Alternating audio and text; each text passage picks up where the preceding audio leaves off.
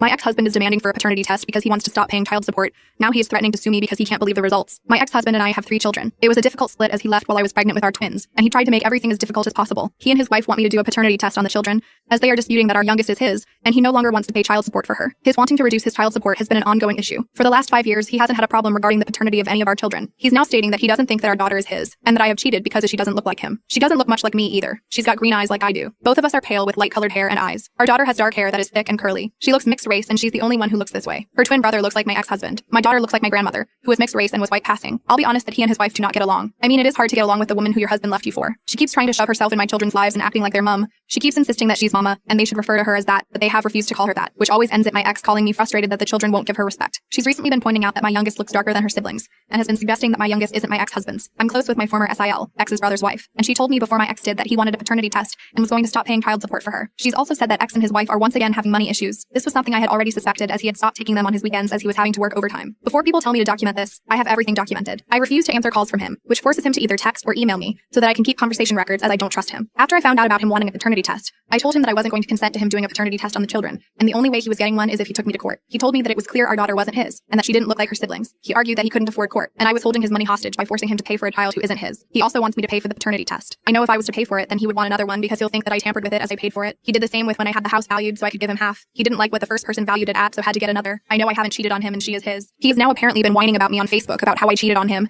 and am forcing him to raise another man's child and forced him to sign the birth certificate. I didn't. He wasn't even there. But as we were still married, I could put him on without him being there. Update. Jim, ex-husband, kept complaining to his dad, Mick, and brother about me, and how I was being financially abusive by taking money from him for a child that wasn't his, and refusing to pay for the paternity test. Now Mick and I get on very well. He adores his grandchildren. They also adore him, and I have never attempted to stop them having a relationship, unlike Jim, who often attempts to weaponize the children. I get very well with Jim's family, and we are close. His SEL, his brother's wife, and I are very close. She's the sister I never had. Mick asked if he was to pay for a paternity test, if I would allow it to happen. Mick explained that he wasn't accusing me of anything, but he was fed up of seeing Jim and his wife drag me every chance they got. He understood why I was refusing and agreed with me. I agreed, but stated that Jim should choose the company that the paternity test is done through, and I didn't want to know which one was chosen. That way I wasn't involved. So we had the paternity test. Mick paid for all 3 children to be tested, and had them tested with the private company Jim chose, and then a private company Mick's lawyer recommended. Mick explained he did this so that if Jim started arguing against the results calling them fake, then Mick had another set to back them up. And what do you know? All 3 children are Jim's. Since we've gotten the results, Jim has tried arguing that they're wrong and that youngest definitely isn't his. He has also been taking to Facebook to complain about me and is threatening to take me to court for fraud. The man couldn't afford to pay for a paternity test. He definitely can't afford a lawyer to take me to court, but I'd like to see him try. Former SIL has been screenshotting some of his comments and sending them over to me, which we've been having a giggle over. Especially since one of the things Jim has whining about is finding out I've been dating a former friend of his. I say former because he were cut out by Jim's wife. Jim's upset because I am alienating him from the children by dating someone new, coming from the man who left me when I was pregnant for his now wife, who keeps trying to insist she is mama to my children. My children only met my boyfriend for the first time this weekend, after we had been dating for a year. I've never stopped him seeing or communicating with the children. He's the one that decides when he's interested in being their dad. So yeah, unsurprisingly my children are Jim's. Jim's still an idiot.